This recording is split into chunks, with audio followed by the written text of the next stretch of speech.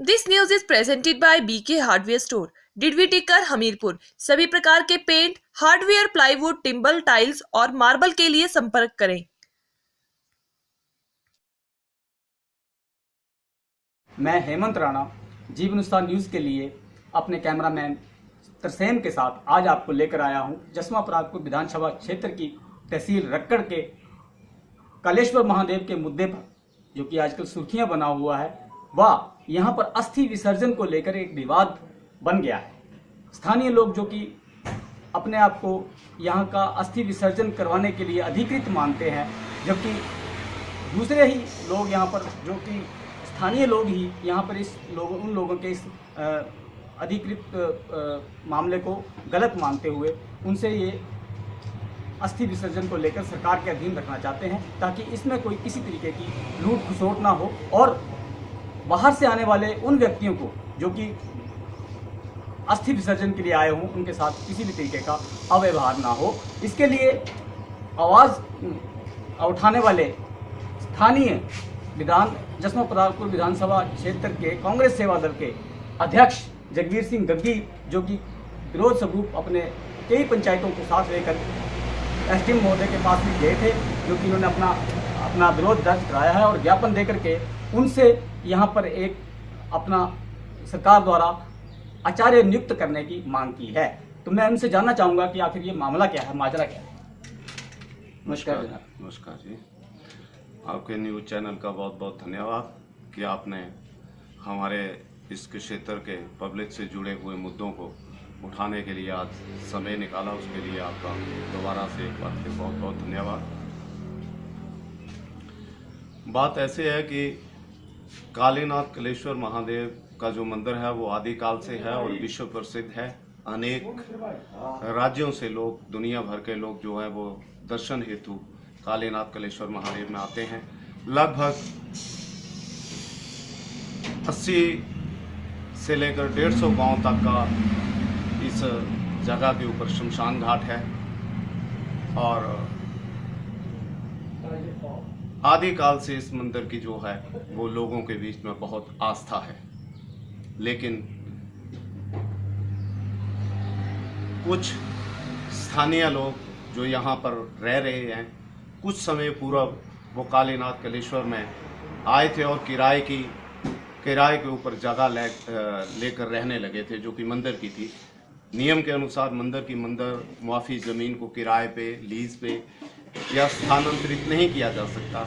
लेकिन विपरीत परिस्थितियों में न जाने किस कारण, किन वजहों से, कैसे इन लोगों को लीज पे ये जगह दी गई। धीरे धीरे प्रारूप इनका बड़ा होता गया, इनके परिवार का प्रारूप बड़ा होता गया और ये लोग जो है वो यहाँ पर स्थायी रूप से रहने लगे।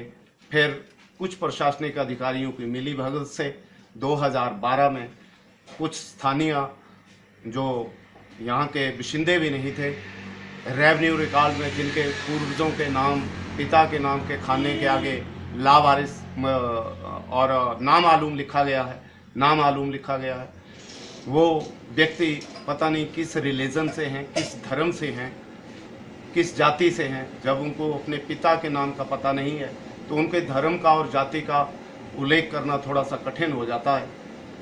लेकिन वो ऐसे लोग एक ऐसे कार्य को अंजाम दे रहे हैं जो कार्य एक ब्राह्मण जाति के विशेष एक संप्रदाय का है। पिछले महीने की 15/6/2021 को ये मामला सुर्खियों में तब आया जब कुछ स्थानीय आचार्य, जिन्हें हमारी लोकल लैंग्वेज में आचार्य कहा जाता है, उन आचार्यों ने अपना दावा जो है वो अस्थि विसर्जन पर जताया, क्योंकि जो लोग वर्तमान समय में अस्थि विसर्जन करवा रहे हैं उनको अपने पूर्वजों का भी पता नहीं है कि उनके पूर्वज कौन थे, राजपूत थे, ब्राह्मण थे, हिंदू थे या मुसलमान थे, क्योंकि उनके रेवेन्यू रिकॉर्ड में 77, 78 और 79 के रेवेन्यू रिकॉर्ड में जो है उनके पिता के नाम की जगह जो है वो नामालूम लिखा गया। तो वो किस रिलीजन से हैं ये भी कहना मुश्किल है। लेकिन वो लोग जो हैं वो ब्राह्मण बनकर वहाँ पर अस्थि विसर्जन का कार्य करवा रहे थे। उनके पास कोई इस चीज़ का प्रमाण नहीं था कि वो कहाँ से आए हैं, और उनके बुजुर्ग यही काम करते हैं, जबकि स्थानीय पंचायत और लगभग इस पंचायत के सराउंडिंग के क्षेत्र की 20 पंचायतों के लोगों का ये मानना है और कहना है कि ये व्यक्ति जो है वो सिर्फ मुर्दों का अग्नि संस्कार करवाते थे, अग्नि संस्कार, ना कि यहाँ अस्थियां प्रवाहित करवाने का काम है इनका। ना ही यहाँ पहले अस्थियां प्रवाहित होती थी, यहाँ सिर्फ और सिर्फ मुर्दों का अंतिम संस्कार होता था, और ये व्यक्ति आकर यहाँ पर उनका जो है वो संस्कार करवाते थे। लेकिन इन्हीं लोगों में से कुछ व्यक्तियों ने माननीय तहसीलदार साहब के पास हमारी एप्लीकेशन मिलने के बाद, हमारी शिकायत पत्र पर इनके ही कुल के व्यक्तियों ने इस चीज़ को माना है कि अस्थि विसर्जन का काम करना हमारा काम नहीं है, ये आचार्य कुल का काम है, और आचार्य लोग ही अस्थि विसर्जन का कार्य जो है वो करवाते हैं। हिंदू धर्म में यही मान्यता। इसी को लेकर हम स्थानीय पंचायतों के रेजुलेशन लेकर माननीय उपमंडल अधिकारी देरा के पास गए, और उपमंडल अधिकारी देरा ने हमारी उसको एप्लीकेशन को के ऊपर आधार के ऊपर छानबीन भी की, लोगों के बयान भी कलमबद्ध किए, पंचायत के बयान भी कलमबद्ध किए हैं। और हमारी ये डिमांड है कि सरकार, क्योंकि ये मंदिर जो है वो 4 अक्टूबर 2018 को जो है वो एक ट्रस्ट के रूप में हिमाचल सरकार के अधीन चल रहा है, लेकिन ट्रस्ट जैसी इस मंदिर में कोई चीज़ नहीं है। ना तो यहाँ पर कोई मंदिर में पूजा के लिए पुजारी अभी तक नियुक्त किए गए हैं, ना ही कोई स्टोर कीपर यहाँ पे नियुक्त किया गया है मंदिर प्रशासन द्वारा, मंदिर न्यास द्वारा। और हमने प्रशासन से ये मांग की है कि जल्दी से जल्दी मंदिर में पूजा पाठ के लिए और अस्थि विसर्जन के लिए एक आचार्य कुल के व्यक्ति की नियुक्ति की जाए, मासिक वेतन पर वो रखे जाएं, ताकि लोगों से जो ये लोग वर्तमान में जिस कार्य को अंजाम दे रहे हैं, जिस कार्य को कर रहे हैं, उस कार्य में लूट घसूट का जो कार्य है इन लोगों द्वारा छीना झपटी का काम जो है वो किया जा रहा है। कमीशन के आधार पर ये लोगों से काम करवाते हैं। पंडितों से पूजा पाठ करवाने के लिए कुछ बाहर से आए हुए व्यक्ति हैं जिन्होंने 2012 में ये मंदिर की ज़मीन के ऊपर जबरन कब्जा करके अधिकारियों से मिली भगत से उस ज़मीन को अपने नाम करवा लिया, जिसका केस जो है वो मान लिया उपायुक्त की अदालत में विचाराधीन है। तो वो लोग जो हैं वो उन लोगों ने बहुत लूट घसूट का कार्य जो है वो यहाँ इस क्षेत्र में कर रखा है। इस मंदिर की गरिमा को और श्रद्धालुओं की आस्था को गहरी ठेस पहुंचाई जा रही है इन व्यक्तियों से। तो हमारा सरकार से यह आग्रह है कि जल्दी से जल्दी इस विषय के ऊपर संज्ञान लिया जाए। रोक के बावजूद ये लोग जो हैं वो इस कार्य को चोरी छिपे अभी भी अंजाम दे रहे हैं, जिसकी शिकायत हमने कल भी एसडीएम महोदया से की थी, जिसके ऊपर संज्ञान लेते हुए एसडीएम महोदया ने पुलिस उपमंडल अधिकारी और थाना अध्यक्ष रक्कड़ को भी आदेश दिए थे कि उनको इस गलत कार्य से रोका जाए, और अगर नहीं रुकते हैं तो उनके ऊपर कानूनी कार्रवाई की जाए। जो दूसरा आचार्यों का, आचार्य कुल के जिनको ये अथाइज है वहाँ पर अस्थि विसर्जन का कार्य करवाने के लिए उन लोगों के ऊपर इन बाहर से आए हुए लोगों ने जानलेवा हमला किया, जिसका वीडियो भी सोशल मीडिया में वायरल हो रहा है। मैं आपसे एक बात कहना चाहूँगा, क्योंकि आप एक राजनीति से जुड़े व्यक्तित्व हैं और एक विरोधी पार्टी के आप नेता माने जाते हैं क्षेत्र में, तो आपके ऊपर ये भी आरोप लग रहे हैं कि इनको समाज सेवा से आपको कोई मतलब नहीं है, बल्कि आप जो हैं वो एक राजनीति अपनी चमकाने के लिए ये काम सारा कर रहे हैं। क्या ये आरोप सही है? आप किस तरह से इस चीज़ का जवाब देना चाहेंगे? मैं इन आरोपों का पूर्ण रूप से खंडन करता हूँ। मेरे ऊपर ऐसा वही व्यक्ति आरोप लगाता है जो व्यक्ति गलत होता है, या मैं जिस व्यक्ति के खिलाफ आवाज़ उठाता हूँ उसको मेरे खिलाफ बोलने के लिए कुछ भी नहीं मिलता है, तो वो व्यक्ति मुझ पर राजनीति करने का आरोप लगा देता है। जबकि मैंने हमेशा जनहित की बात को, जनहित के मुद्दों को उठाया और इसकी भारी कीमत भी चुकाई है। मैंने कांग्रेस का भी, अपनी खुद की पार्टी का खनन के विषय में विरोध किया था। सर्वज्ञ इस चीज़ का पता है, सब लोगों को इस चीज़ का ज्ञान है कि मैंने अपनी ही पार्टी का गलत मुद्दे के ऊपर विरोध किया था। मैं आज भी जनहित से जुड़े हुए मुद्दों को उठाता हूं।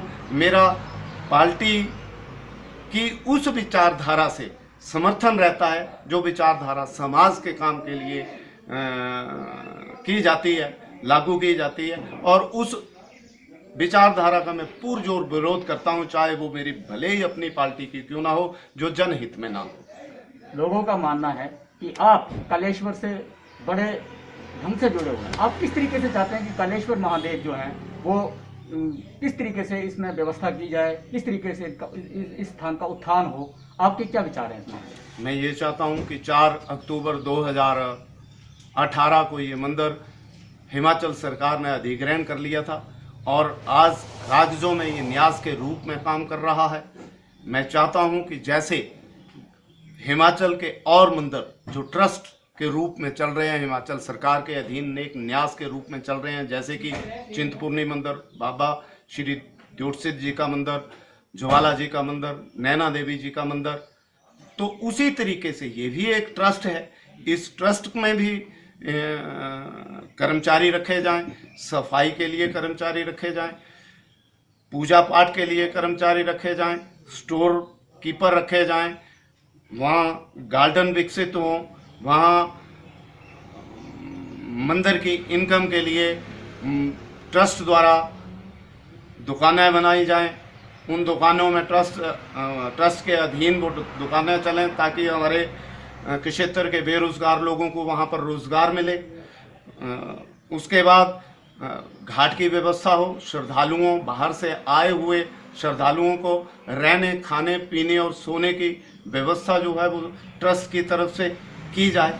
ऐसी जिस तरह और ट्रस्टों में होता है, मंदिर में जो भी चढ़ावा चढ़ता है उसका श्रद्धालुओं की बेटरमेंट के लिए, मंदिर बेटरमेंट के लिए उसका प्रयोग किया जाए, इस्तेमाल किया जाए। अच्छा, कोरोना काल में सुनने में आया कि यहाँ पर बहुत लोगों का अस्थि विसर्जन के लिए आना जाना शुरू हो गया है, तो कितने लोग आपके इसमें जो है ध्यान में आजकल जो है अस्थि विसर्जन के लिए यहाँ? रोज के हजारों लोग जो हैं वो अस्थि विसर्जन करने के लिए यहाँ पर आए। 700, 800 और 900 तक लोग जो हैं वो कोरोना काल में मई मास में यहाँ पर मई महीने और मई जून के मध्य जून तक जो है वो लगभग 700-800 प्रत्येक दिन व्यक्ति आता रहा। लेकिन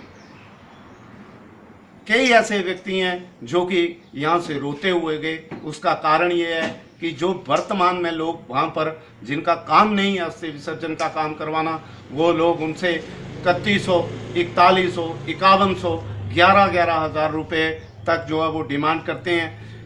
उसके बाद उनके गहने, औरतों के गहने, गुठियाँ, जेवर वगैरह जो एक तो जिनके घर में मृत्यु होती है उन्होंने कम गहने डाले होते हैं, लेकिन फिर भी औरतों ने जो सोने चांदी के एक आधी अंगूठी डाली होती है या कानों में बालियां या कुछ और वगैरह डाला होता है, तो वो औरतें जो है वो उनको छीन लेती हैं। और उसको इन लोगों ने फर्जी रजिस्टर लगा रखे हैं। फर्जी रजिस्टर में लिखने के लिए भी ये लोग 501 रुपया लेते हैं। इसलिए बहुत सारे व्यक्ति जो है वो बिना दर्ज करवाए और बिना ब्राह्मणों से डरते हुए यहाँ कलेश्वर में जो अस्थि विसर्जन करवाने के लिए आते हैं लोग, वो डर के आते हैं। और कई बार हमने देखा है कि वो छुप के दूसरे घाट पर भी अस्थियां विसर्जन करके वापस चले जाते हैं। ऐसी लूट का आलम है इस जगह पे, और पूछने वाला कोई नहीं है शिकायत के बावजूद, क्योंकि यहाँ पर स्थानीय लोगों की वोट बैंक और राजनीति के चलते इस स्थान का जो है वो गरिमा को ठेस पहुंचाई जा रही है। श्रद्धालुओं की भावनाओं के साथ जो है वो खिलवाड़ किया जा रहा है। एक रजिस्टर की बात आपने कही कि इन्होंने रजिस्टर लगाए हुए हैं, इन लोगों ने रजिस्टर लगाए हुए हैं, क्या ये प्रशासनिक तौर पर रजिस्टर लगाए गए हैं या कि ये अपने आप से रजिस्टर लगा लिए गए? आपने मेरी बात को ध्यान से सुना नहीं। मैंने फर्जी रजिस्टर कहा, रजिस्टर नहीं कहा, फर्जी रजिस्टर। ये जब हमारी एप्लीकेशन के ऊपर कार्रवाई हुई तो ये लोग ये दिखा पाने में असमर्थ रहे कि इनका ये पुश्तैनी पेशा है या इनके पास कोई संवैधानिक अधिकार है अस्थि विसर्जन करवाने। ऐसा कुछ कोई भी दस्तावेज ये लोग प्रमाणित नहीं कर पाए। उल्टा स्थानीय पंचायत ने और अन्य कई सराउंडिंग की पंचायतों के बाशिंदों ने और इनके अपने कुल के व्यक्तियों ने ये कहा कि अस्थि विसर्जन का काम करवाना हमारा नहीं है, हमारा काम जो है वो मुर्दों का अंतिम संस्कार, अग्नि संस्कार करवाना। तो ये बात है, आजकल जो ये मुद्दा गर्म है इस कलेश्वर महादेव के लिए, जीवन उत्साह न्यूज आपको भरोसा दिलवाता है, अपने दर्शकों को भरोसा दिलवाता है कि एक जीवन उत्साह की टीम एक दिन जरूर कलेश्वर महादेव को कवर करके आपको दिखाएगी कि वहाँ पर क्या है। परंतु आज जो कि एक ज्वलंत मुद्दा है, यहाँ पर एक आपस में काफ़ी खींचातानी चली हुई है जो कि सुर्खियों में है और प्रत्येक बच्चे की जुबान पर ये मुद्दा है, जिसके कर्णधार इस वक्त जो कि विरोध जता रहे हैं ये जगवीर सिंह गग्गी जी। आज हम इनसे इनका एक इंटरव्यू करने आए थे और मैं हेमंत राणा जीवन उत्साह न्यूज़ के लिए कैमरामैन तरसेम के साथ। धन्यवाद।